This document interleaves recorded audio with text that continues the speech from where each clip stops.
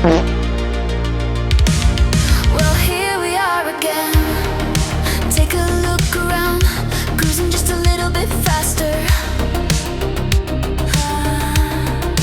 Life is just a dream, so let's watch and listen. Gotta get a new reaction. Give me the bombs. Only bombs. Only bombs. Only bombs.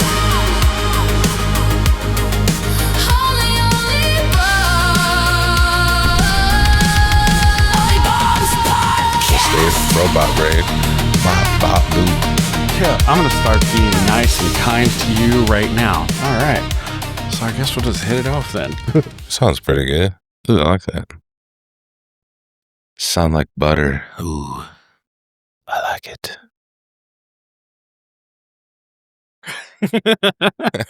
You know, it's funny, dude. Everybody does their own form of that. Yeah. When they do it. Like Chen came in, he was like, oh. Or like something. I was like, Chen, get off. You're like, boo. You got to do something. A little, you know. Yeah. She likes to do that. Yeah. Like, actually, I was telling Clemente too. I was like, man, yeah, Chen came like 3 times, and I was worried I was going to be like, Giggity. didn't even catch it. I was worried I was about to be like, dude, do you think you can come back? Because I can't figure this out. I think people understand it's like a lot of experimentation and a lot of trying it out. Mm-hmm. But they're just also happy to try out stuff too. Yeah. It helped me out, actually. Like, I always do like little shout outs to Chen just because of that, you know. So, man, how you been, dude? Oh, pretty good. I'm doing a 48-hour fast, so I got 2 more hours. A 48-hour fast? Yeah. Whoa, that sounds more like a slow. Nah, that's well, Thanksgiving's Thursday, so I was like, Yeah. I'm gonna do like a yin yang. So I'm gonna fast, and then I'm gonna be able to just eat whatever I want. So it'll be great. Oh yeah, that's a good idea. Is it how long did it take you to work your way up to 48 like that? This is the 3rd time I've done it. Oh yeah. I would do the intermittent fasting before, where I would do like 18 hours off and 16 hours for the eating window. Mm-hmm. And I do that for a couple months or something. But this is just, I just kind of decided to do it before Thanksgiving. Oh, nice. I used to do that a long time ago. It felt good. Yeah. To do that. I used to do like the 16s. Like the 16s on, something off, like 8 off or something like that. Yeah. The math. And I used to always feel good. Like every time I did that, I was like, man, this is actually kind of nice. Like you feel good in life, when you fast. Well, so much of us is like eating, and then it takes a lot of your energy. Yeah. Which is fine, but it's also like, I do it mostly because it's supposed to help clean up your body, like get rid of some of the dead cells and stuff and junk. Mm-hmm. Yeah. I read about how it was supposed to do like something like that. And then, of course, it helps with weight loss, but it also does things like regulates your sugar. Yeah. Or something. I don't know for sure, but I did notice a big difference, and it was nice. Like it felt good, So, but how long you been doing that for? Like a while? Like, no, I started doing it a couple of years ago because I was looking at different ways to lose weight, and I was looking at keto. I did keto for a little bit, and I did this one called like was it not Whole30? It was what's that Tim Ferriss one he's got there? It's I don't know. The slow carb. That was a lot of beans and meat and vegetables and stuff. And then I was like, oh, fasting. And I just kept seeing more and more things about fasting. Yeah. And I was like, that's actually easier because you don't have to change what you're eating per se. It's just about scheduling. Yeah. So I would just have lunch and dinner, and then I wouldn't eat the rest of the day. And I was like, well, that's pretty easy. Yeah. I know what you mean. Because I used to, like me, I used to go on like these crazy food binges. What do you think of those like shots, like the Ozempic and stuff like that? Have you ever like tried that or anything? No, I'm a little afraid of it, I think. I don't know. I want to see how it pans out over a couple of years because I think it's still pretty new. There's going to be any kind of side effects or something. We don't really know. Yeah. Yeah. Plus, it's more expensive than just like fasting. Dude, it's stupid expensive. I tried it. But fasting, like, I think it's sort of like the same results. Yeah. It's like, It does the same thing because when I tried it, all I really stopped doing was, I just stopped eating, and then I started losing weight, and I'm like, well, there it is, there it is, and yeah, so I kind of was like, all right, so now I haven't really taken it anymore, and I kind of fast, but also kind of not. I just get hungry. Well, and there's so many people that are overweight, right? And then so many people who are diet experts, right? And so that seems crazy that those. Yeah. So I think there's something Ozempic like that will come along soon where they'll actually kind of crack it. I think it's like that's a step in the right direction because it's giving people like, oh, this is actually producing some results. Because then when you lose a little weight, you start exercising, you feel better, you get some smaller clothes. So like, I think you kind of get a virtuous cycle going. Yeah. And I think that's okay. Yeah. Yeah. That's exactly right. And as far as like, like I was concerned because it was like that for me. Like I gained weight and I've always kind of struggled like with being like heavier and stuff. And so I kind of gained weight. And then when I started to lose weight, I was like, oh man, now I want to do stuff. Yeah. Because now you actually feel good about going out and doing it, but it's like getting to that point. It just sucks, Well, I went skiing and my friend, he wanted to go skiing in Japan, and I was like, yeah, okay, I'll go. But I was like 380 and I was not in shape and I was like sucking wind. The boots hurt, so we flew all the way out there and I wasn't really able to ski that much. And I was like, okay, I got to do something here. This isn't right. I need to work on it. So then I started working on it. But yeah, I feel that. That's I kind of got big every now and again. I've been pretty big, before and stuff. And I was just like, all right, well, it just kind of gets into a change, and then you see that change. And for me, it's like I'll see the change and then kind of throw it out the window. And I don't know why. I just kind of like, oh man, I lost all this weight.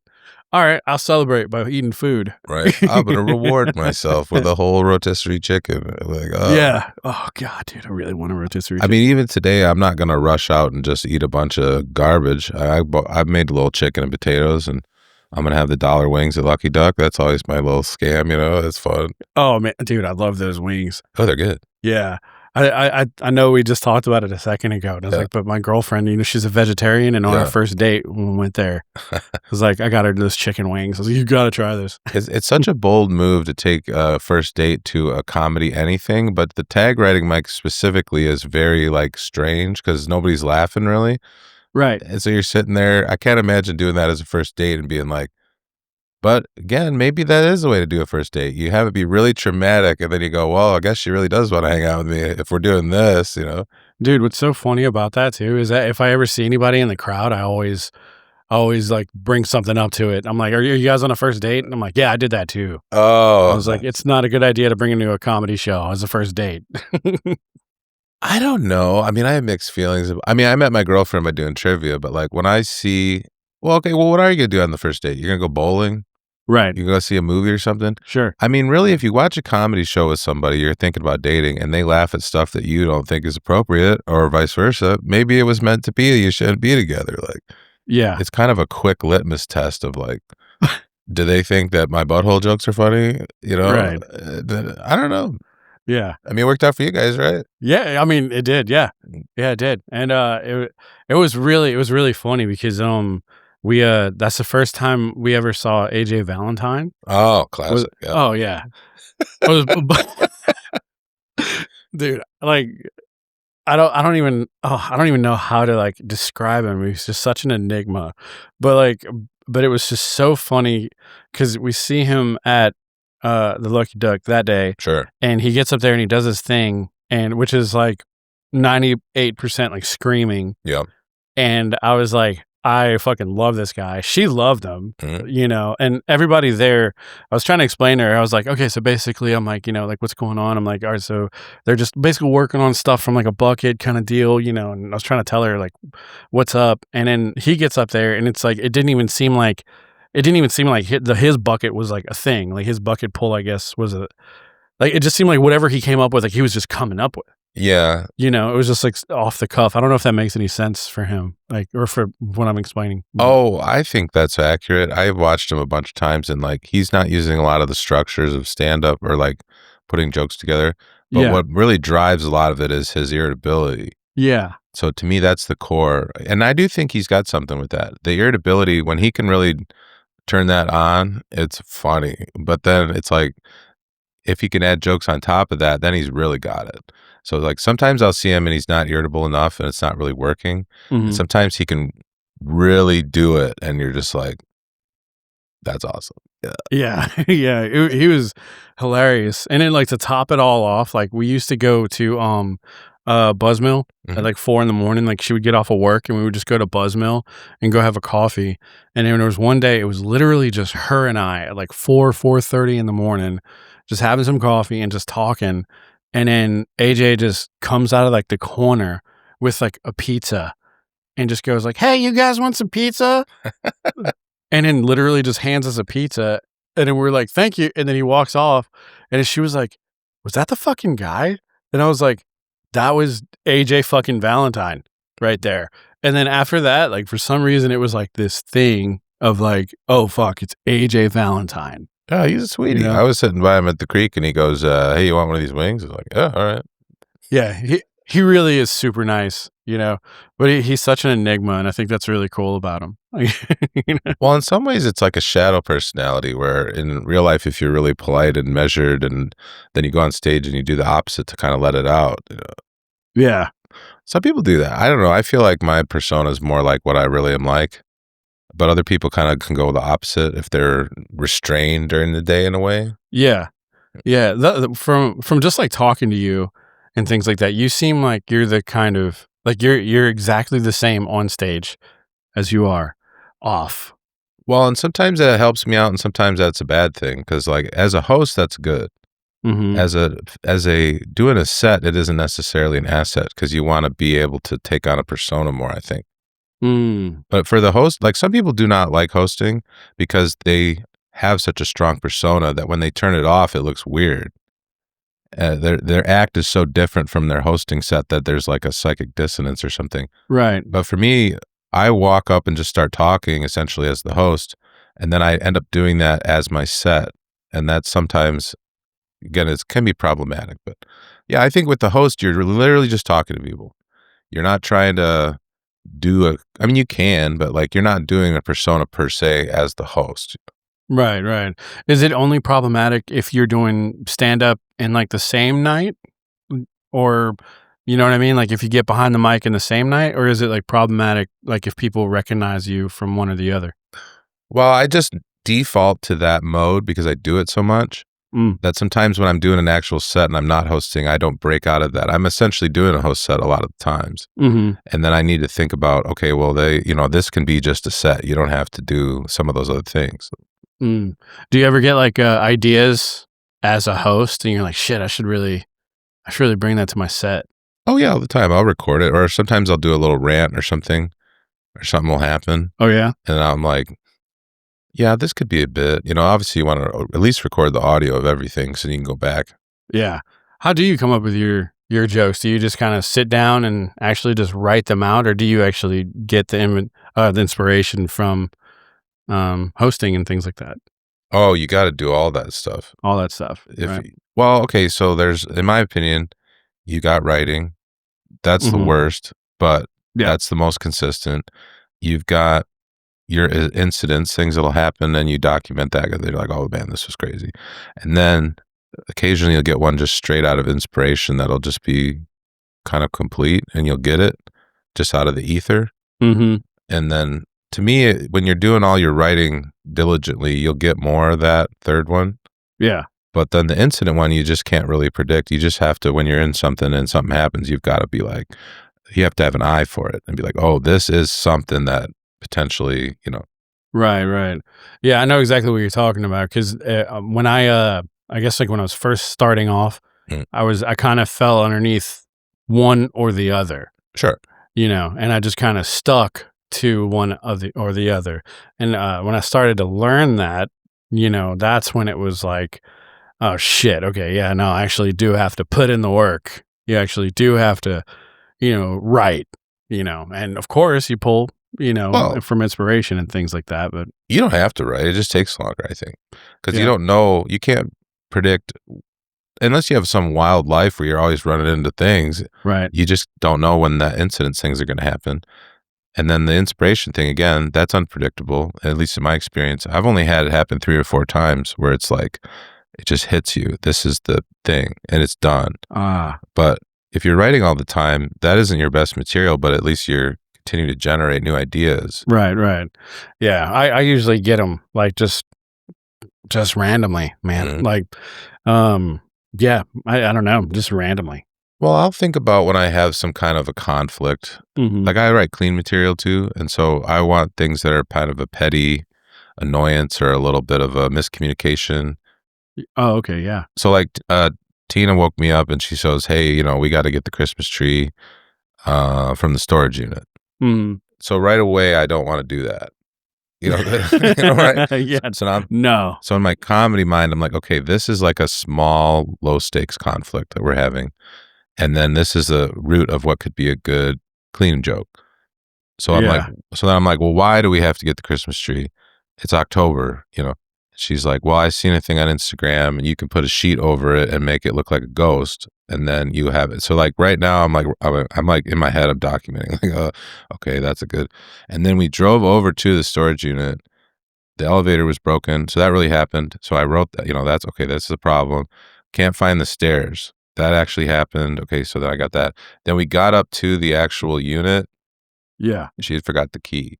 No. And I was like, perfect. So like in the moment, I'm really like, steamed up and I'm like, oh, my Saturday, But in my head, I'm like, fantastic bit. Oh my God. I couldn't have even written it that good, Oh, that's. So she helped me out, right? Yeah. So now I've got this really nice narrative of like just problem after problem. And then I'm going to add the jokes on it now, Yeah. Yeah. That is beautiful though. Just being like, perfect. Like I don't, because sometimes I get in that where I'm like, if it goes bad, I'm just thrilled because I'm like, this is gonna be awesome. Yeah, that's such a good mentality. My luck is also like kind of shitty sometimes. Of course, just like everybody's, and that's kind of like where I take it from. Yeah. But then sometimes I'm like, I find that if I try to make it a joke, it just comes out to where I'm just venting. Yeah, in the beginning, yes, but the thing is, there's like an idea of like the game. So I have this bit I do where I'm going to get a new tire. Okay, and essentially the game is I'm interacting with this clerk in a way that he doesn't like, and it's not that I'm trying to get at him or whatever. I'm taking him out of autopilot.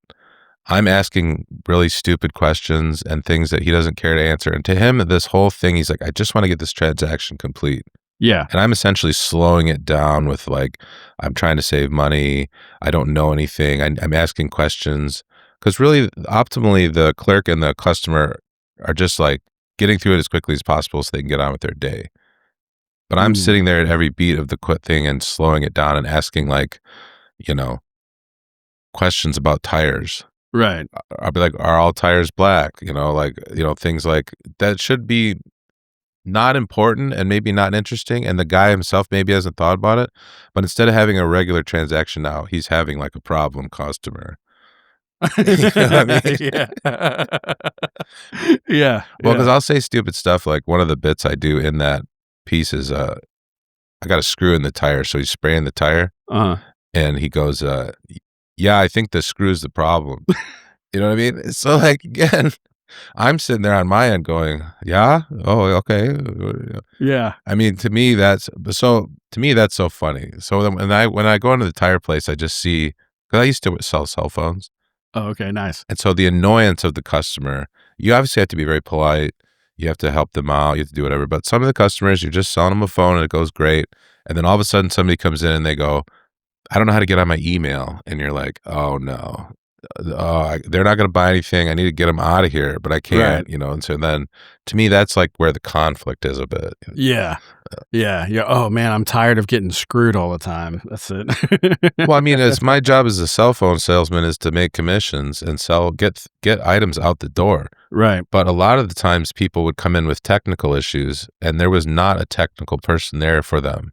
No. So that was like, we were sort of trained to get them out of the store. It's like, we're here to sell you something. And if you have some problem, you need to go and figure it out yourself.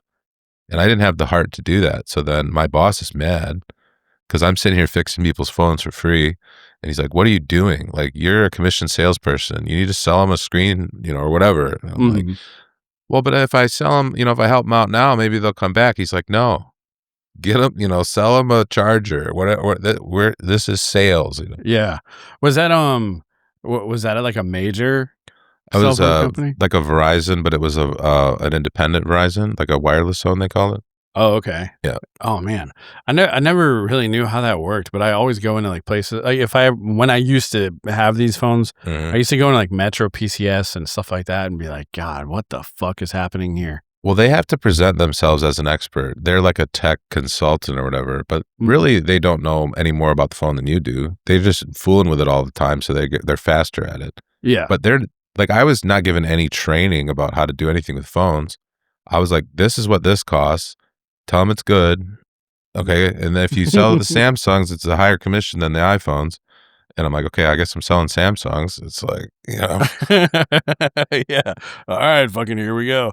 When I got the new iPhone, which I got it for like the telescopic lens in it or whatever, but yeah, when I got it, we went to the store, and the Apple store guy, it was like every single time he gave us the little bit of the spiel, you can see him like, I know, I have to say it. Letting his soul spill out. Like, yeah, you could see it like emotionally, like, do you think that maybe you want to get the Apple Care? The Apple Care comes with this and this and that, blah, blah. Like, you could just see it. And I'm like, he's like, I know, but I have to. In a certain way, he's an autopilot, and there's where you could break him out of it by asking a really pointed question like, well, what is Apple Care? And he's just like, fuck. Yeah, like, and that's, to me, there's something really funny about that, How much did you pay for your iPhone? Oh, shit, we got it for free. It was an upgrade. Oh, it's not free. Oh, yeah. So it would be, I want to say like maybe like 1,300. Oh, okay, that's pretty good. Yeah. So what I did is, because I worked at a cell phone place, I know this. I go on to Amazon and I get a refurbished phone. So I got a Samsung S24. Oh, it's nice. last year's Samsung, $300 cash. And then I just went into Metro PCS and I had them throw the SIM card in there. Oh, nice. Yeah. Oh, that's not a bad idea. No, I'm telling you, people don't always know because they're like, oh, that was my thing at the phone store. You tell them, oh, you got an upgrade. Come on in and get the new phone. We'll trade it in for you or whatever. Yeah. So then you think, oh man, I'm getting a pretty good deal, but your monthly payment stays about the same. And then you end up paying, over time. You're paying it forever. But the total cost of the phone is high. But you could get a used, like a refurbished or used phone off Amazon for like a third. Oh, wow. But those are the ones, so when they trade them in, they'll take that phone and they'll clean it up and make sure it's all working and everything, and they'll put that online. Like, oh, I didn't even think about that. Yeah. For me, it was the camera. I needed a better Well, that was camera. me too. I had an S10 before, and now I got the 24, so it's better. But yeah, because a lot of people don't have $300 lying around, so it's easier for them to do the payments too. Right. Yeah. That's what gets me every time. It's kind of like I'm not sitting there with like $400, to do any like down payment or anything like that. So I'm like, sweet, I can get a new phone. Well, that's pretty badass. Yeah. And my girlfriend is one of those people that like she hangs on to like, no, the phone that she has now, she's probably gonna have it in 10 years. Yeah. Does she still have the insurance on it? Yeah, I think we do. Oh, cancel that. Yeah. My girlfriend's phone, she got robbed actually. Somebody stole it out of her car when she was nannying. So she goes, okay, I have the insurance, so they'll cover it. Well, the deductible was like $400. So she got the same phone that she had, a refurbished version of it for $400, which she could have bought online for $400. And she'd been paying the forever. So she was paying the insurance the whole time. Yeah. Plus the deductible. So she basically bought the phone twice, Oh my God. And you're like, wait a minute. I didn't even, yeah, man. I didn't even think about that. I'm like, people are dumping money into these phones and they don't know, because you're like, oh, it's only $100 a month or whatever. Yeah. But like forever. Yeah, it is forever, man. Like I've been doing that whole thing. Like, dude, now like my whole life is like, oh, fuck. I've been doing that for fucking 10 years, bro. Well, everybody does. Nobody thinks about it because they don't know. Yeah. And then you think, oh, if I bring my phone to the company, are they going to be all weird? And, refurbished phone. I don't know if I want that. So they kind of talk themselves out of it, even if they know that's a possibility. Dude, that is crazy. Yeah. Did you come up with a lot of material from working in the phone place? Oh man. Yeah. I mean, my boss was such a shark, he would just really? he didn't care about anything. He's like, listen, if we make $1, okay, we're doing it. And he had he was very amoral. Like, I wouldn't say he's a bad person or a good person. He just was like, we're here to make money, whatever it takes. And he would just do all kinds of crazy stuff. And I'm like, okay. I mean, he was a salesman, like, Oh, yeah. you know what I mean?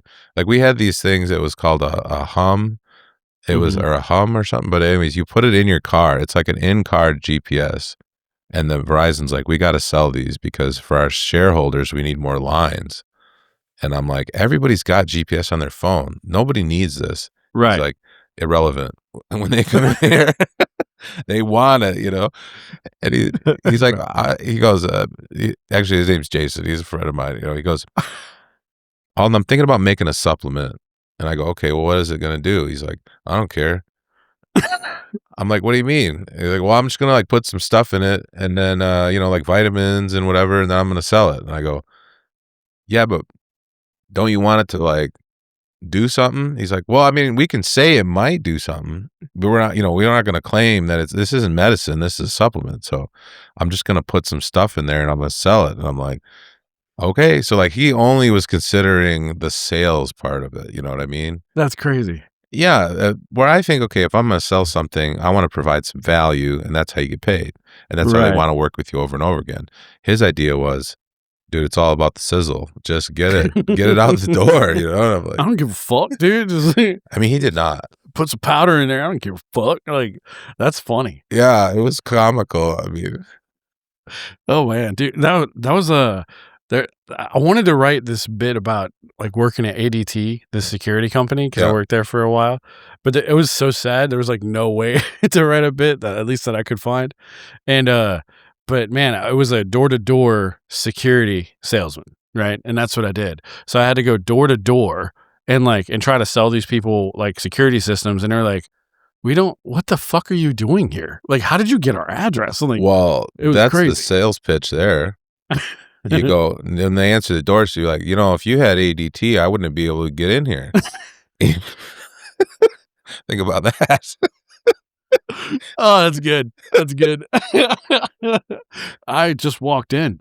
Yeah, I'd be like, think about that. I just walked right into your door. What do you think? They're like, oh man, maybe I do need security. You're like, yeah, probably. That would be a great idea for if you were robbing houses. Yeah, you're like, actually, I work for ADT. I'm just trying to show you that you guys need the security system much more than you think you do. Just pull a bunch of stuff out of your pockets and be like, yeah, this is your watch, right? I think you probably need ADT, Yeah. I think you might need the security system. Well, I worked at a pawn shop here in Round Rock, and I had read, do you ever watch that show, Hardcore Pawn? Oh yeah, I've seen a few episodes, yeah. Yeah, and so I was watching that show, and I read his book, and I was like, maybe pawnbroker, maybe that's what I want to do for a living. Yeah. So I just went around to these different pawn shops and I was applying, and it was hard to get a job because I don't speak Spanish. So they want you to be bilingual, But I found one in Round Rock, and I just told them, I got a degree in economics. I think the pawn business is good. I would be interested in maybe running a pawn shop someday. And that was enough to get me in there to try it out. And man, there was a lot of jokes in there. Let me tell you. Oh man, I bet. Working in a pawn shop? Yeah, just selling guns and selling jewelry and whatever. But really the fun, or I should say, sometimes it's fun because you see something interesting and there's lots of characters in there. Yeah. But generally it's very sad, Yeah, that's what I was about to ask you. I was like, man, I feel like working there, you'd see people come in with valuables that's I don't want to, but I have to. Well, that's their last resort. Right. They've asked their mom, they've asked their preacher, they've asked whoever, can't do it. They need $20 and they've got a pile of DVDs and now you've got to figure it out with them. Yeah. And the hard part is you're not just buying the item, you also have to hear their kind of tale of woe. Right. So part of it is the unburdening of their problem, Yeah. And then you just gotta, if you're a good pawnbroker, you are actually an empathetic person. And you care about people. Interesting. And then, but you end up taking a lot of that home. You start thinking about it and you're like, oh man. Oh, wow. Yeah. Yeah.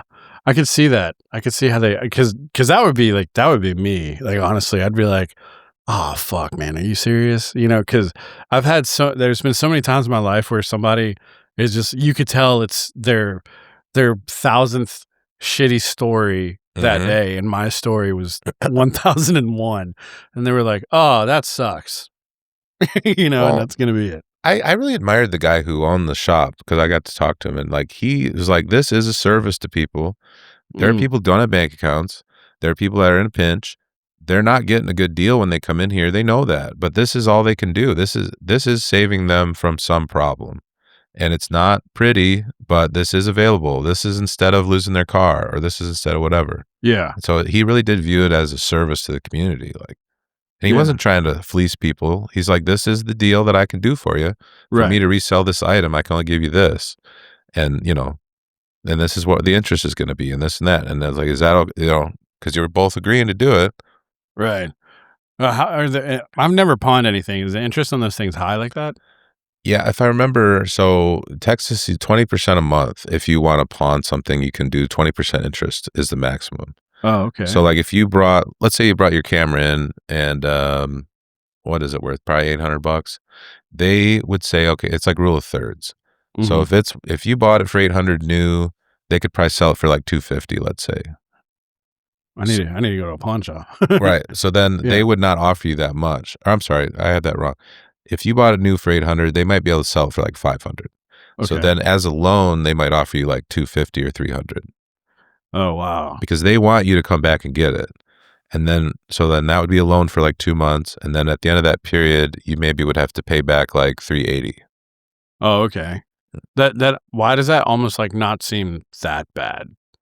Like, Well, it's 20% a month, but it's only, you're only doing 2 months. So, yeah. it's a lot, but it's like, Yeah. you don't want to have it sitting there because after the 2 months, they just end up owning it.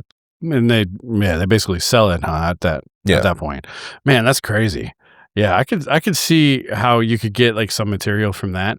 Have you ever like waited or was a server, like Oh waited yeah, tables or I was a anything? banquet bartender and I did banquet serving. Dude, I think that's like one of the funnest jobs. I don't want to do that anymore, but I think it's a fun job. Oh, I did that for 3 or 4 years at a resort up in Michigan. Really? Oh yeah, it's not bad work. You get paid a little more than you would if you're just working at Target or something, but Yeah. it's like where I lived, it was real touristy. So you'd work maybe 7 or 8 months of the year, and then everybody would go on unemployment. So you're just sitting in the winter, just like twiddling your thumbs, Yeah. Did you find that it was like different as a banquet waiter than being like, like a server? Did you ever do like a restaurant or anything? Or No, well, I worked as an expediter at a restaurant for like a summer, but like, oh, okay. banquet serving is super easy. You just bring the food out. Oh, and you don't really interact with people, huh? No, these were like banquets. So basically, let's say there's 300 people. They're basically all getting the same dinner. Maybe there's a couple of food options, but like basically Uh-huh. everybody's getting chicken, potatoes, and whatever. And then maybe if somebody has a gluten allergy, they're getting fish. So Gotcha. so you're basically just getting it out and then clearing the tables. Like, Oh, okay. Did you did you start comedy up there in Michigan? no, I started here in Austin. Yeah. Oh yeah? Mhm. How long ago? How long you been doing it for? Excuse me. I think I'm about 7 years into comedy now, stand up. Yeah. And I've been doing trivia hosting for like 13 years. Really? Mhm. Oh, that's cool. How did you get into trivia hosting? That's a good question. Yeah. Well, have you ever played trivia at a bar? Yeah, I love it. Yeah, so it's like a subculture. There's Yeah. people that come every week, and this is their thing to do on like Tuesday or whatever. Mhm. Some of the games I've run here for like 5 or 6 years, and I've had people come every week with a group. So you have your regulars, huh? Yeah, that is the business of trivia for the bar. You are trying to cultivate a group of regular players that come every week. It's Mm. different than comedy. You're trying to get new people all the time. Yeah, yeah.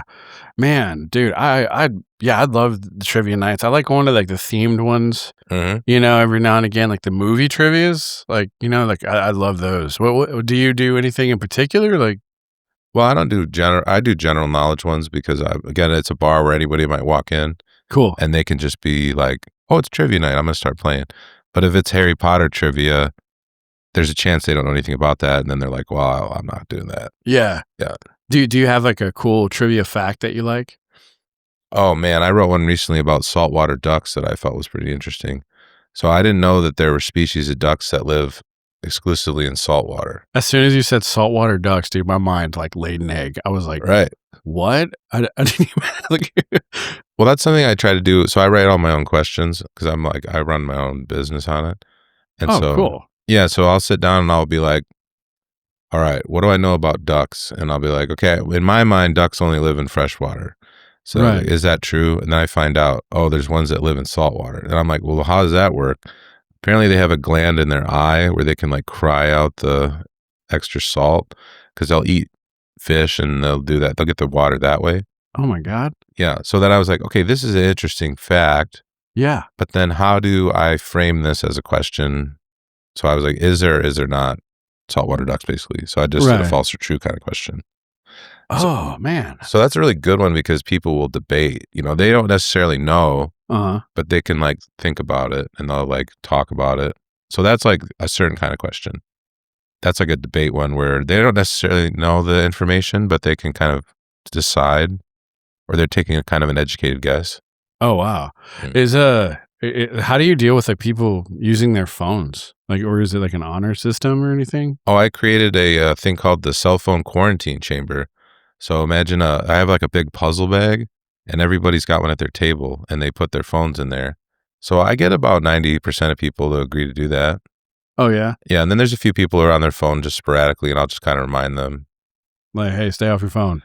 Yeah. The regular players are not doing that because it's like they're actually there to have a good time and they want to actually think of the stuff. Like they're proud to be like good at trivia. So Right. to actually look it up would be to dishonor themselves in a way, you know, like the serious players. And those are the people that I have over time that are just like, they really like trivia. They like doing it. They enjoy the process of like, oh, this is a new thing. I've never thought about it in that particular way, you know? Yeah. Man, we love trivia, but we're like one of those people that's like we'll chill, we'll go like, yeah, we're gonna go out, we're gonna do something, we're gonna have fun, Mhm. and then the time comes, we're like, all right, let's stay, watch a movie, and get some food. Well, it's easy to do that. Yeah. Yeah, That's why, see, the secret of trivia is when you have a group of like 5 people or whatever, if it's Tuesday rolls around and you're not there, and all of a sudden the question about the Navy comes up and you or the guy who's knows it, they're going to be dogging you out for a month. So it's sort of, once you get a group established, they kind of reinforce, you know, like, hey, you better be here because we need you to know about cheese or whatever. right, yeah. You know, so that's fun. Dude, as soon as you said Navy, I was like, bring it on, bro. Yeah, right? I'm like, I'm Navy, dude. I got Oh, yeah, I saw the thing. it. Yeah, I put that there just to let everybody know, hey, I was Navy. Well, like I wrote one. Okay, so I was like, I'm going to read about cheese just in Mhm. general and to see if something comes about. And then I got into cheddar. And then I was like, okay, can anything be cheddar? Or is that a class of cheese? Or is that like a thing that could you have cheddar Swiss or whatever? Then I found out through that reading that cheddar originated in Cheddar, England. So I was like, that seems too cute to be true. So I was like, okay, this is a good one. So then I'd be like, okay, false or true. Cheddar originated in Cheddar, Somerset, England. And then people have to be like, I just don't believe it. But then you also like, everybody knows what cheddar is, Right. but nobody's probably gotten a little further into it. So then they're kind of guessing, but they're kind of like, it seems plausible. You know what I mean? And then Yeah. that's where the fun of it is in my mind. Yeah. What is fun about it, like to me, is that with each question, and actually, like as we're talking, with each thing that your topic you're bringing up about it, like my mind like zips down like several different roads. Right. Because I was like, oh man, Munster. Maybe there's like a Munster. Yeah, like what does German. Munster even mean? Nobody. I mean, you've heard the word 1,000 times. You never thought to look into it, right? Right. Yeah. That's where I can really mine a piece of trivia, like because I do my own writing. There's a thing I need it to be definitive. I need it to be simple to understand. But the hardest part is it needs to be interesting, yeah. and I can't get that. I can't hire somebody to do that currently. I haven't figured out how to train anybody, and I also can't have AI do that. Right. It's very subjective, and there's an art to that. So my kind of baseline is, do I find it interesting? Like if I say, oh, what's the capital of Iowa or whatever? Okay, that's definitive. It's simple, but it's not interesting. Yeah. So it needs to have those 3 to be a good trivia question. Yeah. No. How do you do it where it's like not too like niche or like not too like in depth? You know what I mean? I don't cater to the expert. So I think of it like instead of having a specific piece of information, the breadth of the knowledge is very wide throughout the whole set. So, hell yeah. Yeah. So like if you knew everything about the Marvel movies, maybe you don't know anything about, dogs. So then it spreads out so none of the questions on their surface are that hard, but maybe that's not your area. Oh, okay. Gotcha. So yeah. So, okay. I think I get it. That's really cool, man. And you do that like every week? Yeah. So I write like 4 or 5 of those sets per week, and I host 2 games myself, and I have another guy host 2 games, my friend Graham. And then I do them in apartments, and those will kind of rotate. And then I do them for corporate events sometimes. I got it up on Gig Salad. Oh, that's Gig Salad. I never heard of that before. Oh, it's just a thing where if you have some kind of talent, you can put it on there to get booked. So if you're a magician, like I have a corporate comedy page for that, and I have a trivia page. Oh, I probably put myself on there for being really boring. Well, that could be the thing people want. Yeah, right. You never know. I can come to your house and just be bored with you. I mean, if you can package it into a thing, they'll be like, listen, man, my life's going wild. I need to calm it down. And you're like, yeah, I got your guy. I got you. This is the most exciting thing that I do. I basically like, it's either this or I play Call of Duty Zombies a lot. Oh. Like, I just like zombies. Well, zombies are a popular genre. Yeah. Yeah. Oh, man. Sometimes when I play with people, I'll get on there and I like playing with people, but I don't talk. You know what I mean? I'm like one of those, like I'm not going to say anything. And there's like Easter eggs in there that you can do. And I don't do the Easter eggs. I'm just like, I'm just here to kill zombies, dude. Just as many as I can kill before I die or we have to, leave the game. I'm like, that's it. And then I started to realize, like when I was younger, I was like, man, I think that, like I'm wild. I think I'm fun. People like to hang out with me. But the older I got, it's either I started to realize that, no, I'm actually really fucking boring. I'm very vanilla. Yeah, but monotony is, to me, very interesting. Really? Yeah, I actually have a Vaporwave mix in my car called Monotony. A Vaporwave mix. Dude, I love that. I love Vaporwave. So I'm like, I need you to send that to me. Right. I will. Man, I'll tell you, it's all I play in my car. I've got it all on my thumb drive because my thing was I don't want to hear advertisements. Right. So I just got 60 of these hour-long Vaporwave mixes, and I just put them in my car. And every time my girlfriend gets in the car, she's like, the elevator music again. I'm like, no, this is like art. She just is not on board with it, doesn't enjoy it. I just play it anyways. This is a fucking jam, babe. Yeah. And it is. I'm like, it's synthwave. She's like, it all sounds the same to me. And I'm like, or when I'm writing too, I'll play it. I'll have my laptop out and I'll just have some in the background. It kind of puts you into that flow state a little bit. Yeah. There is something about that, man. Like, because that was something I used to love to do. Like, I just put on some good like synthwave or vaporwave. I don't like words, so as long as it doesn't have any words. Yeah, if it's nonverbal, and it's just got the beat and the funk or whatever, and that it just takes you away, and then you're starting to be like, yeah, all right, what's going on with tractors? And you're just in it. That's so true, dude. Oh, it is so funny. But yeah, dude, I used to like literally just drive down the beach at night and just like, like all the lights, and I'm sitting there like putting on sunglasses and shit. And I'm like, I should probably not do that. Never mind. But it just feels good. Man, I heard this one by Capo Blanco and I was so into it. It was like called Cold or something. It's just like 3 minutes. And so I go up to Tina and I'm like, you got to listen to this. This is like so good. And I play it and she's just like, I don't get it. And I'm like, so it's hard. I whatever it is about it that I really like, I'm not able to like explain it or something.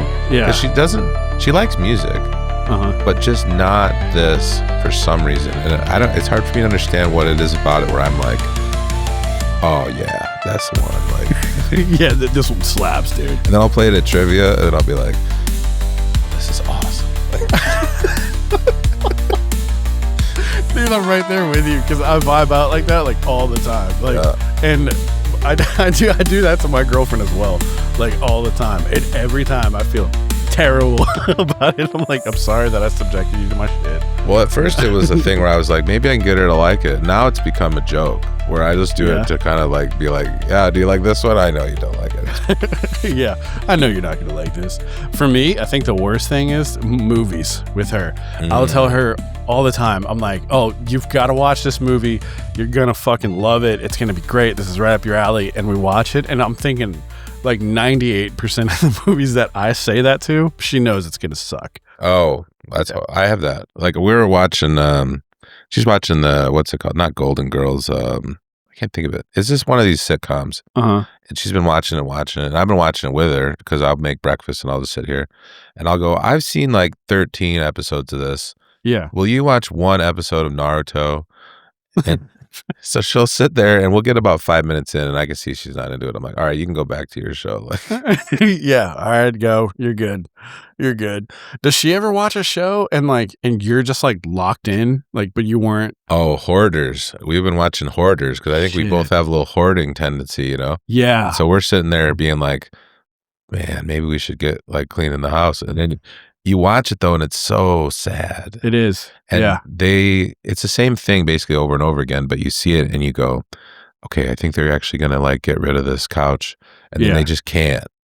And you're like, no. Is that me? And then I'll end up getting rid of a couple shirts or something because I'm like, I just want to be not doing that. Man, dude, I'll tell you what changed my perspective on hoarding. Because I'm kind of the same way. I'm like, I have to prevent myself from getting too much. I'm like, because I just love things. Yeah. But what stopped me really was firefighting, becoming a firefighter and an EMT.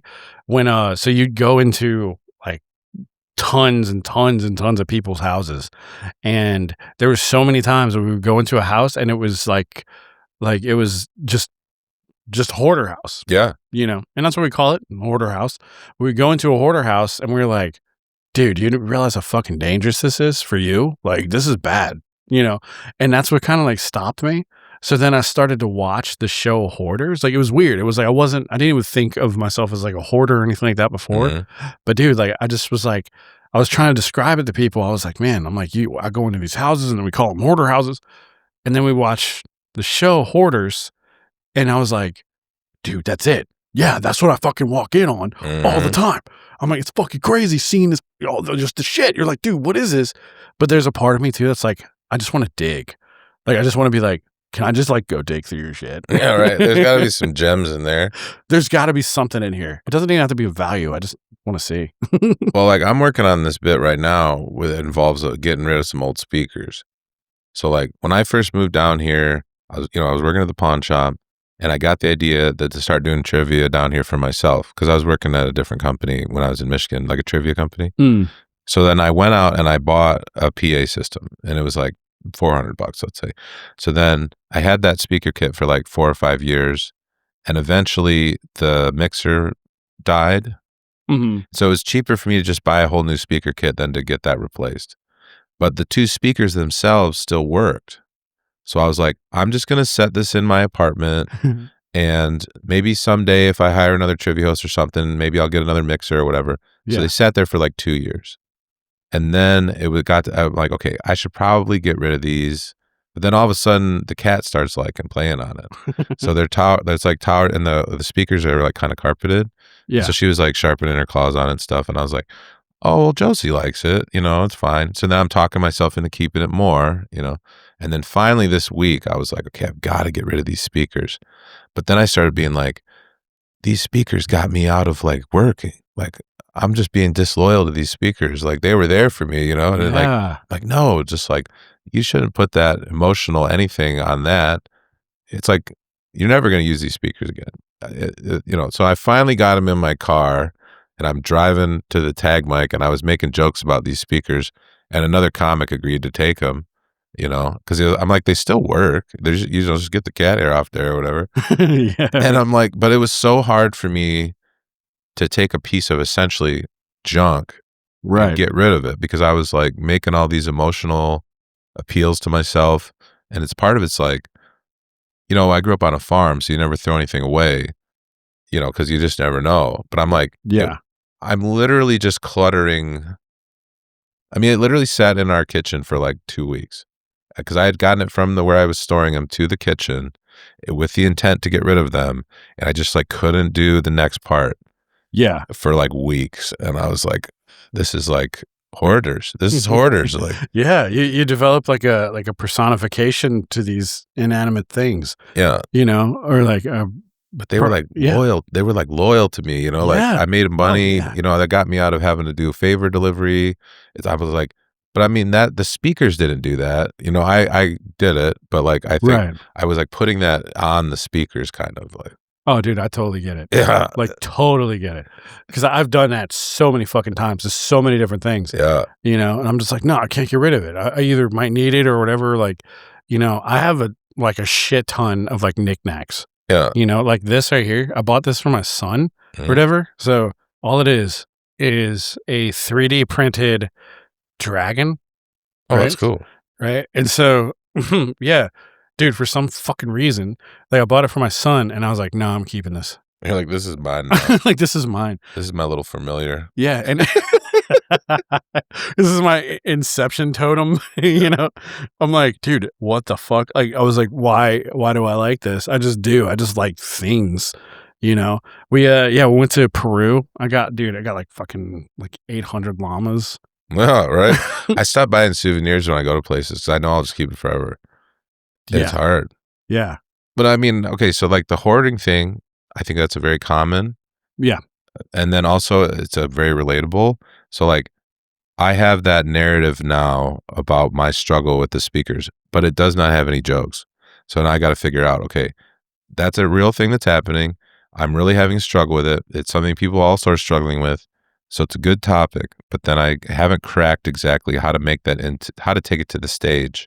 Right. And make it good, Yeah. Like I can tell the story and it's like people kind of go, oh yeah, I know that. They'll nod, but it doesn't have jokes yet. Like, Right. that's to me the next step of that. Yeah. Like developing analogies, I think was like how, in my personal opinion, the way that I would approach it, like kind of developing like analogies, like, like this is like this, or like hoarding is like this and stuff. But at the same time, it's also kind of weird how much I like to talk about it. Mhm. You know what I mean? It's like I'm hoarding the conversation, but I like hearing people's like hoarding stories, Right. There's something about it where you just like, oh, that could be me. If I got hit in the head just the right way or like something, yeah.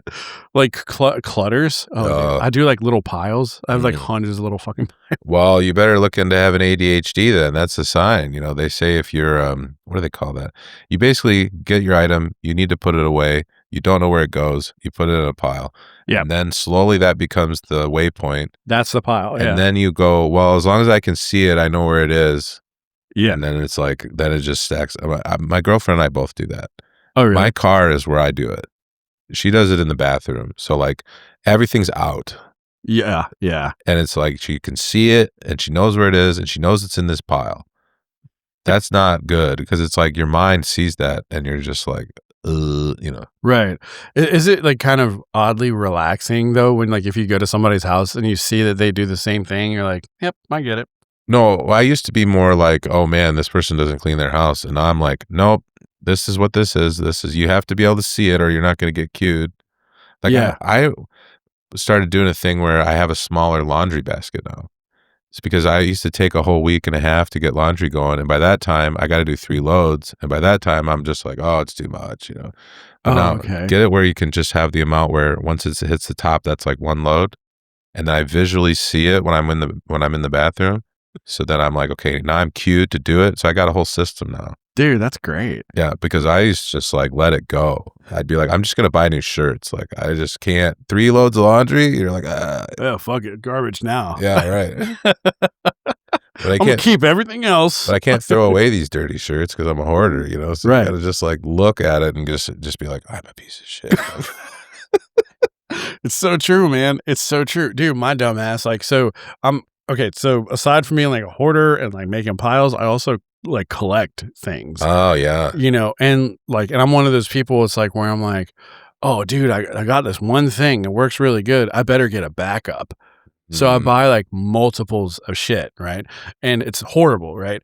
So Are you talking about the getting the smaller laundry basket? I'm like, Yeah. oh, that's fucking brilliant. Because my dumbass, we had 3 laundry baskets at one time, right? It's hard to get rid of them Oh yeah, because they still work. and my bright idea was like, let's get a bigger laundry basket. Right.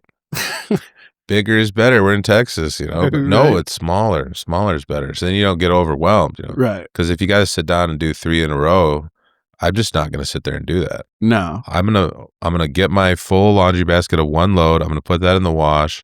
I'm gonna cook. I'm gonna eat. I'm gonna sit around. 3 hours later, I'm gonna come back and throw in the dryer. Yeah. It's gonna sit there for 4 days. And like that's the only reason I'm gonna get it out of the dryer is because the new basket filled up again. Right. And that's like, again, it's a horrible system. It is a horrible system because now we've got like 5 laundry baskets. Yeah. And We have at least that many at the place. I have 1 for myself. Tina has 4. So we have 5. Yeah, we have 5.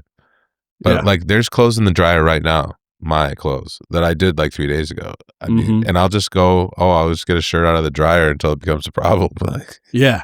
Oh, dude, we are the same way. Like we're the same way. And I don't know about y'all, but like we get through like these cycles though, where we like all of a sudden be like, we need to improve. yeah. We need to improve. And so we'll come up with a system and then we'll stick to the system. And then like, we'll just kind of like, it's a slow thing. Yeah. We'll slowly deviate from the system, Well, to me, the solution to that is to create a routine of some kind, because once you build it into a habit, you can stick to it. Yeah. But if you're just like, I'm gonna do the dishes on Tuesdays or whatever, it's like, no, you're not. No. You just have to be like, okay, before I go to bed, whatever's on the counter, I'm gonna put in the dishwasher. And if you can build that into a habit, you'll do it. But if you just kind of think you're gonna do it, it's like you're not gonna do it. Yeah. There are days like that when I'm like, all right, today I'm going to clean. Today I'm going to do this. And then it doesn't work like that. And I just have to, I don't know, man. It has to come out of nowhere. It has to come like lightning striking. Yeah. And then I'm like, I'm going to do this. Well, even like the fasting thing, I wanted to do the fasting for the last couple months, and I was like waffling because you really got to commit, And so then I was like, once Thanksgiving came about, I'm like, this can be my motivation because I know I'm going to eat a bunch of food on Thanksgiving. So this will be like, I'll do the fast first, and then I will like feel like I can just eat whatever I want on Thanksgiving. So that was enough to get me to actually like do it. But I had been kicking the idea around for a while, and I had done it before, but I didn't have the spark of like, okay, it's got to be now. Like, yeah, that's always. I know exactly what you're talking about. That's always like a good thing for me. Is like that, just kind of just coming up with that spark, coming up with that inspiration, making it happen. And then I love. You ever get into the point to where like mentally you're just like coasting. Oh yeah. And you're like, all right, man, this is the sweet spot now. I'm like, I'm good. I wish I could be that way with everything, I wish I could just not clutter everything. Well, you get locked into a habit though, and then it's hard because it's hard to change the habit too, and then circumstances change. Yeah. And so you've got to kind of let a certain amount of entropy come into your life. But it's like comedy. Again, people will say to be a comic, it takes 10 years. Okay. Well, if you don't do any writing in 10 years, it doesn't happen. Right. So the hardest part to me about comedy is being consistent. So for me, that is, I'm going to be hosting an event regularly. Mm-hmm. So like every Wednesday, I'm going to be at the Lucky Duck. I know that. That's my job essentially. So there's other people who, okay, I'm going to hit up these other mics. They'll say, I'm going to do 10 mics this week or something. That's like too abstract. And then slowly you kind of get down to 6, and then you get down to 4, and then you're like just hanging out. You're not doing it. But like, you set some kind of goal like that where it's like, okay, I'm gonna do it every week in this spot, and I got kind of a routine now where these certain mics I'll hit up. Oh, nice. And then the shows come in erratically, but at least I know during the week I've been doing my work. Like, yeah. Do you have like a favorite one, like a favorite mic that you like to or go to? Oh, it's the Anderson Mill Pub. Yeah, that's the best one. I think I tried to go out there once, and then it was like closed or something. I don't know. Yeah, sometimes Tuesdays they do it at 10.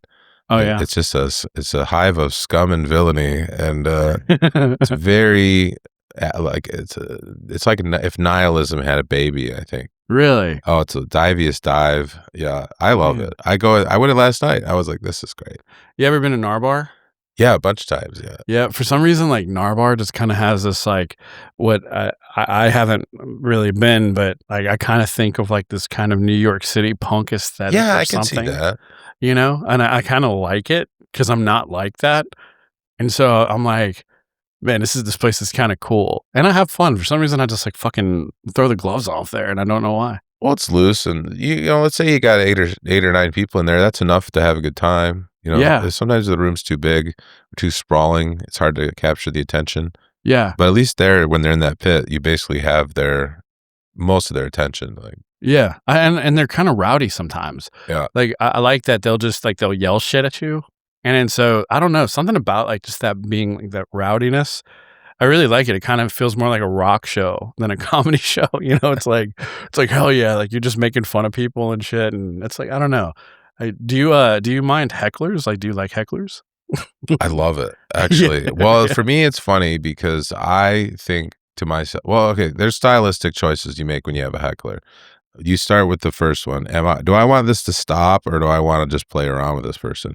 I yeah, always go with this is a live show. This is happening. I have to essentially work with them. So I'm not sitting there trying to get them to stop. Also, stylistically, I'm not like that kind of comic. I'm just like a nice person generally. right. So to me, I can't just be like, yeah, and then I was doing some stuff with my tire, and then I go, shut the fuck up, you piece of shit.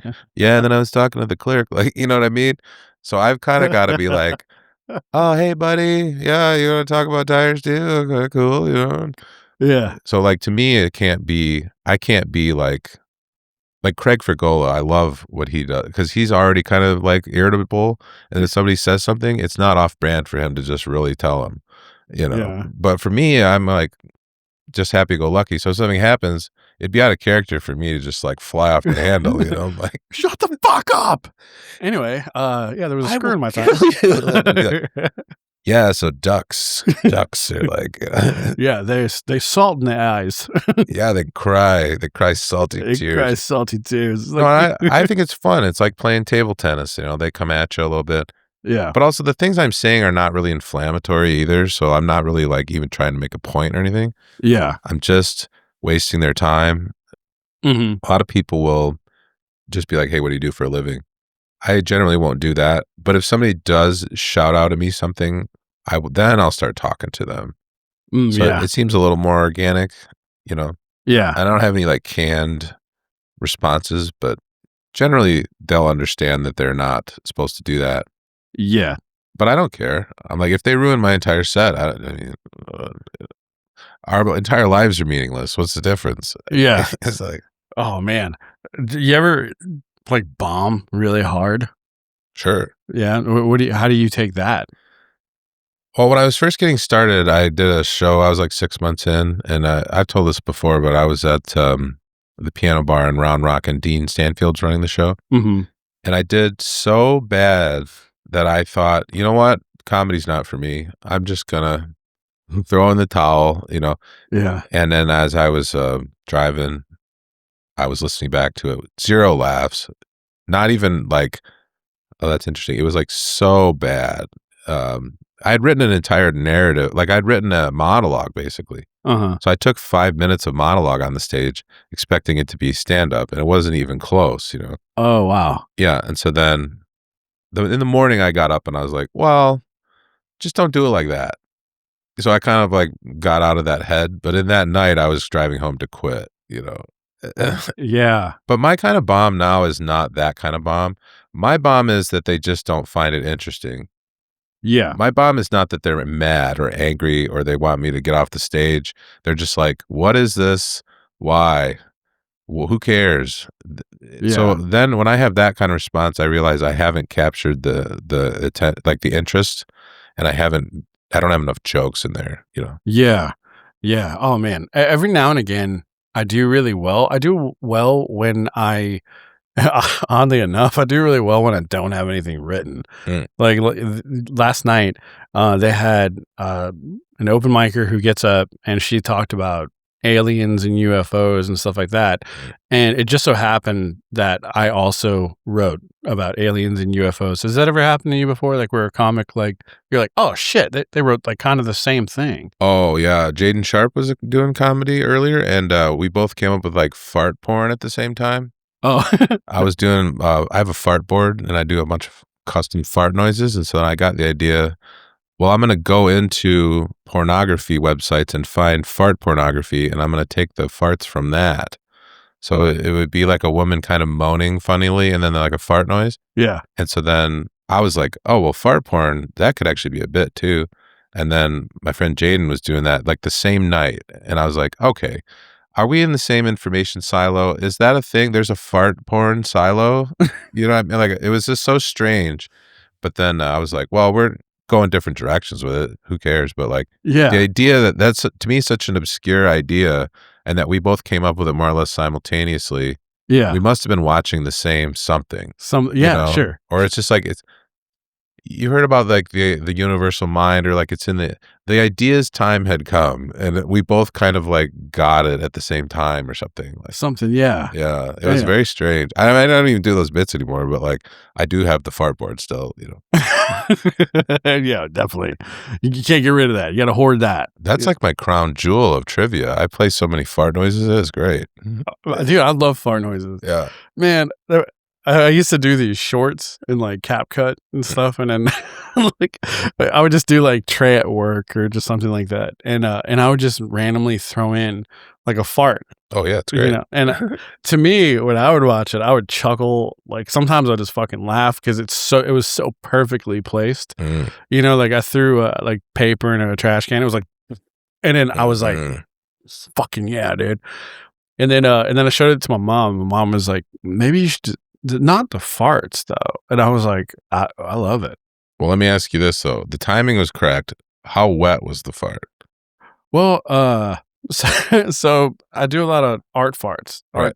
you know, artsy fartsies, you know. So like, in other words, I'm like, I'll do it wet when it calls for it. You know what I mean?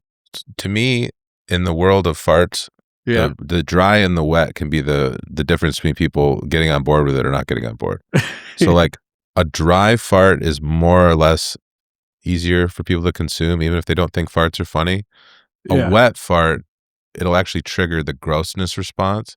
The dry fart is just like, you're an idiot. The wet fart gets people to be like, ugh, you know. Yeah. So that is something I found out through experimentation, that the wetter it is, the grosser it is, and the drier it is, the more it's silly. So like you might find if you chose a different drier fart, it would actually not get that response. Like, oh my gosh, I'm gonna have to like work on that. I might have to do a whole thing. I have one that's literally called dry fart, and it's like the one I play all the time. And then I have some that are so wet I won't play them. Like it's just too gross. Like if you hear like turds hitting the bowl, or you hear like, you know, splattering, it's just like people just like, you know. That's so funny. I'm gonna insert a fart like right here. Oh, you should. I'll send you a dry fart. Actually, it's on all the boards. I was listening to Saturday Night Live, and I heard a fart noise on there, and I was like, "Oh, that's perfect fart." I got that same sound that they have. Like, yeah, like it's literally the same sound file. Like, oh my god, you know, it's fucking crazy. That is fucking awesome. But I'm actually like running out of space. Oh yeah, and so like we kind of need to stop, and we're stopping on this fart thing. Oh, it's perfect. It's a real button. Man, well, thank you so much for coming in, man. I appreciate it. Yeah, it's a good time. If you want to like promote anything, if there's anything you want to. Oh yeah,